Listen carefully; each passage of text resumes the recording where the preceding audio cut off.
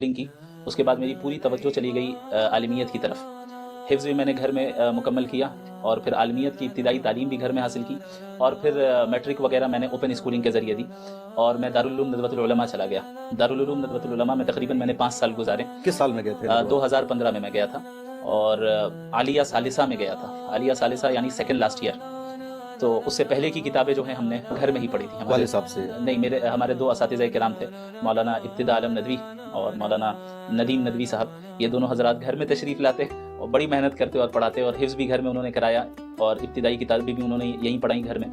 उसके बाद फिर दारुल उलूम नदवतुल उलमा गया और आलिया सालिसा में दाखिला हुआ और आखिर के 2 साल जो आलमियत के बाकी थे वहाँ पर मुकम्मल किए और उसके बाद फिर 2 साल मैंने तखस्सुस फिर तफसीर किया।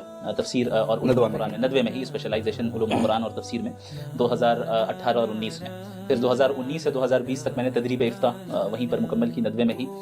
तो कहा जा सकता है कि प्योर नदवी हूँ। फिर इसमें मिलावट नहीं है जी।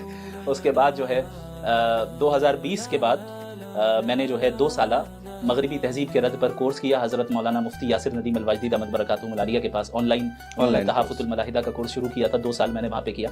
मगरिबी तहजीब के ख़िलाफ़ काम करने का जो मिजाज है और जो फ़िक्र है वो नदवतुल उलमा से ही मिल गई और बिलख़ुसूस हज़रत मौलाना अबुल हसन अली अल हसनी नदवी रहमहुल्लाह की तहरीरों को पढ़कर और हमारे उस्ताज़ मुरब्बी हज़रत मौलाना अब्दुल अज़ीज़ साहब भटकली नदवी दामत बरकातुहुल आलिया, उनकी तरबियत में मैं रहा और उन्होंने जहन साजी की, फ़िक्र साजी की।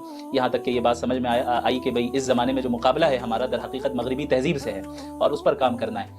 हज़रत मुफ्ती यासिर साहब ने जो है उस फ़िक्र को अमली जामा पहनाया और रुख दिया कि कैसे काम करना है और उसी दौरान फिर हमने जो है अपने इदारे भी कायम किए, ऑनलाइन भी ऑफ़लाइन भी अल्हम्दुलिल्लाह। और अभी इस वक्त मैं इंटरनेशनल इस्लामिक यूनिवर्सिटी मलेशिया में PhD कर रहा हूँ।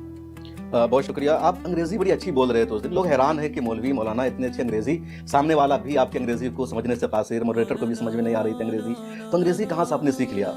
बहुत ज़्यादा अच्छी तो नहीं आती है लेकिन इतनी आती है अल्हम्दुलिल्लाह कि कम्युनिकेट कर सकता हूँ, पढ़ सकता हूँ, समझ सकता हूँ अल्लाह के फज़ल से।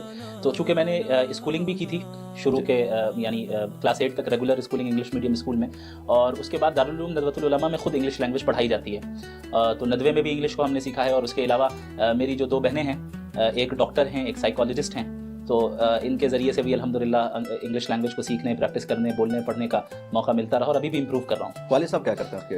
वालिद साहब बिज़नेसमैन हैं अल्हम्दुलिल्लाह और दावत व तबलीग के काम में जुड़े हुए हैं, काफ़ी मुतहर्रिक हैं जी, तकरीबन पिछले 50 सालों से। तो आपने तालीम मुकम्मल की, इदारा कायम किया और चैलेंज करना शुरू कर दिया।